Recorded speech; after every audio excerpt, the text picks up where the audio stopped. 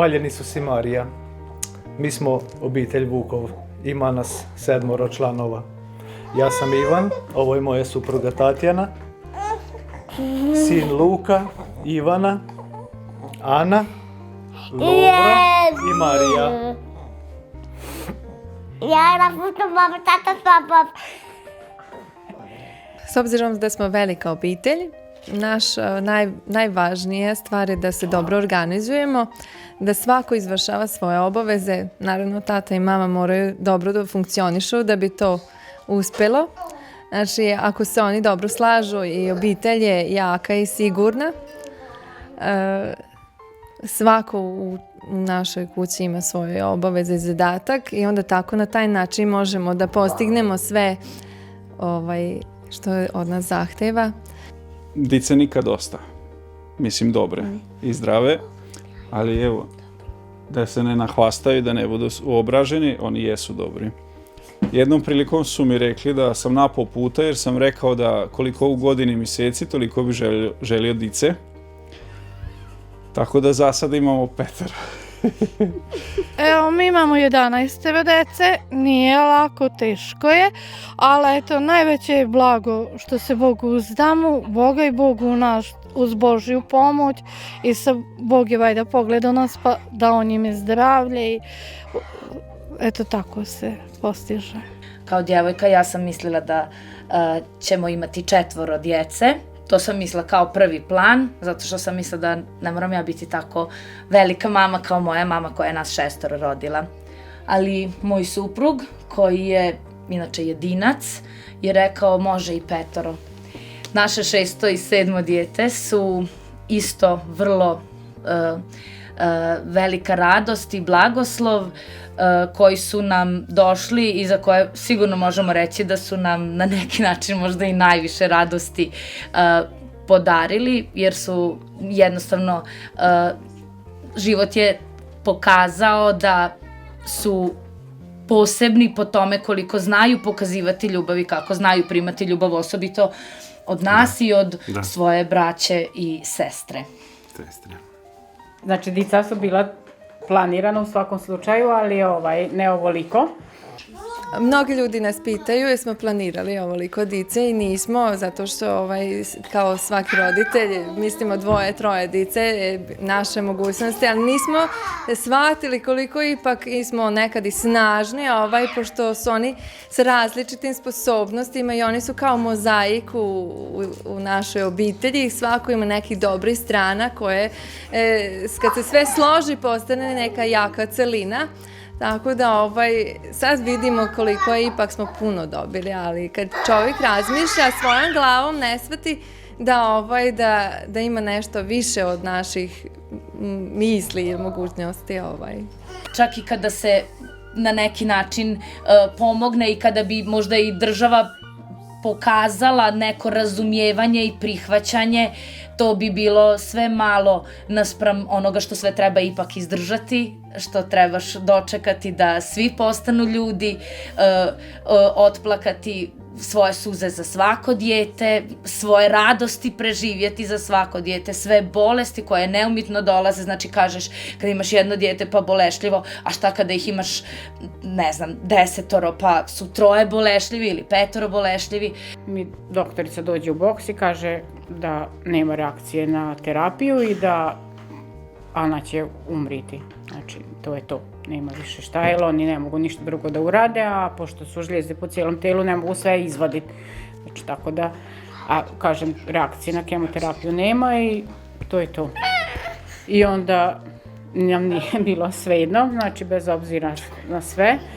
I, mi se utječemo inače, znači, od Luka još kada je krenuo u vrtiću, Mariju Petković, tu kod nas Suker, utječemo se u Blaženici Mariji Petković, pogotovo od kad se Jana rodila i molimo njen zagovor i pogotovo znači kad se od leukemije počela lečiti pa non-Hodgkin i onda smo u dogovoru sa našim župnikom prikazali misu u čast Blažene Marije Petković, dali ili da je uzme k sebi ili da je ostave nama. Znači, pošto su to bile muke, Ana je bila jedva 10 kila, ona je bila kost i koža od tog non-Hodgkina I stvarno je bilo jako teško i gledati, a i ona se, znači ona je uglavnom ležala, nije mogla ni da sedi, ni ništa. I onda je bila prikazana misa, znači ili za spas ili da je uzmu k sebi. I evo, posle 3 godine, evo sad će biti 3 godine, to je bilo za Uskrs na vodeni ponedeljak, evo 3 godine će biti sad za Uskrs. Oni su je nama ostavili, hvala njim lipo, mi uživamo u Ani. Nadam se da bi oni uživali kad bi je uzeli k sebi, ali eto, hvala Bogu, ostavili su je i ona je sa s nama. To nam je jedno veliko iskustvo i da nismo onda imali vire, da ne bi sve to ni preživjeli, jer je bilo jako, jako, jako teško. Uzdam se u tu Božju providnost i kad je najteže bilo, kad su trenuci bili neizdrživi, kad su bolesti, visoke temperature, kad je neimaština, kad nema šta staviti na stal, za jesti ili razmišljao sam, pa nisu to moja djeca, nego Božje djeca. Ako su oni s planom došli, onda Bog ima za njih plan. Ne treba ja da se brinem baš toliko oko toga, iako bih volio mnoge stvari da su malo drugačije, ali evo, sretan sam što sam dobio tu čast da imam svoju suprugu i što zajedno odgajamo ovih 5 krasne dice. Kada te ljudi vide sa svom djecom koje idu na pričest, na blagoslov i nakon mise ti prilazi i kažu to su sva vaša djeca, jesu. Bog vas blagoslovio. Od danas ću moliti za vas da imate snage. To su ti trenuci kada se sve ono što je teško, a ponekad jeste, kada je sve ono što je možda neprespavane noći, neke neugodne situacije, kada se sve to nulira. Kada kreneš iz početka i kada vidiš u stvari plod svega onoga što si radio.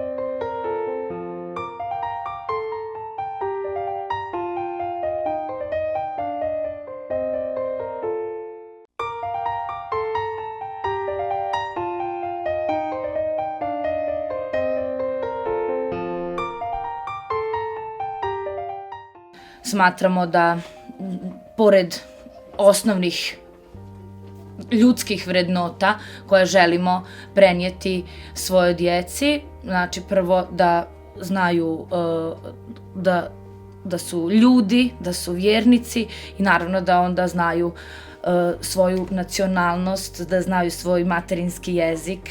Nije bilo upitno, riješili smo se da ih upišemo u hrvatske odjele. Eto sad imamo 5 đaka u hrvatskim odjelima i bez obzira na razne probleme, jako smo zadovoljni zbog toga. Djeca su u skladu sa svojim mogućnostima uspješna i nama je drago jer bez obzira na sve probleme, ono što možemo posvjedočiti i dati svoje djeci je to ono što smo mi sami.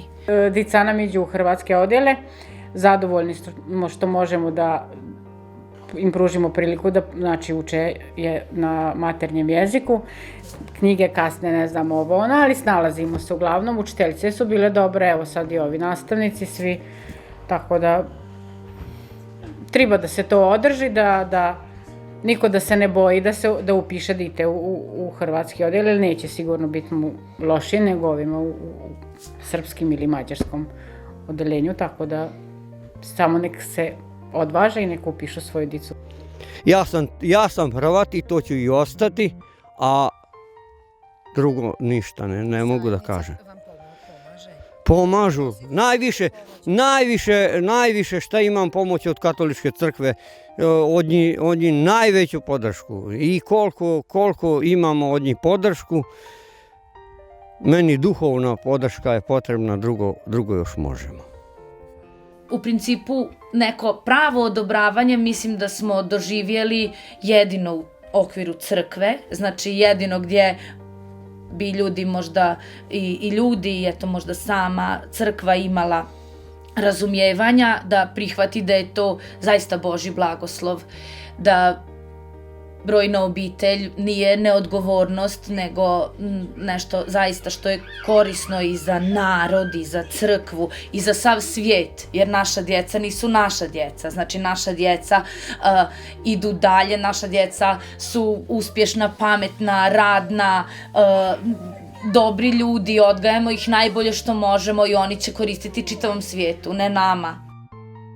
Teško je i zaista suosjećam sa svim brojnim obiteljima, sa roditeljima i sa djecom iz brojnih obitelji i sa roditeljima brojnih obitelji, jer teškoća je puno. Najviše u tome da se osjeća neka predrasuda prema tim obiteljima, da su ta djeca možda više zapuštena ili da su ta djeca sigurno da se nema dovoljno vremena. Sjećam se prvi put kada sam treće dijete čekala samo, jedna susjeda je kazala: a kako ćeš ti stići pokazati pažnju, eto sad i tom trećem djetetu, i kako ćeš stići zaraditi za sve njih, kaže ti ćeš čitav život raditi za patike. Pa sam ja rekla ne samo za patike, radit ću i za patike, radit ću i za odmore, radit ću i za rođendane, radit ću i za poklone za Božić i za Uskrs, radit ću i za to da idu u kazalište, radit ću za to da ih školujem, radit ću zato što ja vidim da je to smisao.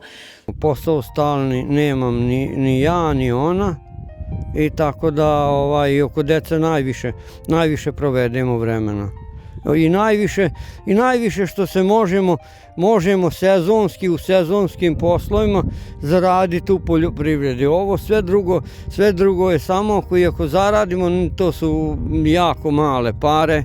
Ja kad sa konjima, šta nađem sa konjima, sa zapregom, kud ja mogu doći, sa zapregom ja primim posao, a kojeg ne mogu da s njima, onda tako i s njima, sa konjima iznesem nekad po lošem vremenu i decu u školu i odlazimo pred njih i tako. Pred Božić ove godine pala mi ideja na pamet iz onog crtanog filma Baltazar. Kada se pozdravlja, odjavljuje od te svake epizode, konzerve liježu, odnosno ribe u konzervu liježu i spavaju, tako da imat ćete prilike da vidite jedan od mojih izuma, da nam vrlo malo prostora može se lipo i ugodno spavati. Pošto spavamo, onda ne mislimo ni nešto, sanjamo anđele i tako dalje. Nije puno potrebno prostora. Evo, od ove sobice smo napravili neki dnevni kutak za kartanje, odnosno za molitvu, za gledanje televizije, rad na kompjuteru i tako. Velika obitelj ima i veliki problema i mali problema i sve. I zna biti zdravo teško, ali zna biti i zdravo lipo. Jer I više je tako. I više je lipog nego teškog i sve to lipo priđe preko onog teškog, tako da ni ne mislimo na to teško. Uz mnogo odricanja u životu ipak se da sve postići zato što sve bude nagrađeno. Znači svaki trud i što se nekad bude i teško, sve se to u životu nagradi. Znači, život dođe i prođe, nosi neke svoje poteškoće i sve nepredviđene situacije i to, ali ono što je najlepše u obitelji uživati. To je ono zbog čega ja mislim da nas mnogi prepoznaju kao, ne znam, vesele i jes kako ste super i to, jeste da mi zaista se trudimo uživati jedno u drugom, uživati u djeci. Mislim, obitelj koja ne zna uživati može imati i malo novca i puno novca, može i biti ili malo ili puno, uvek će možda biti onako malo kiseli i natmureni i sve, ali ako uživamo jedni u drugima, ako uživamo u toj interakciji, u razgovoru, u svemu, sve je puno lakše.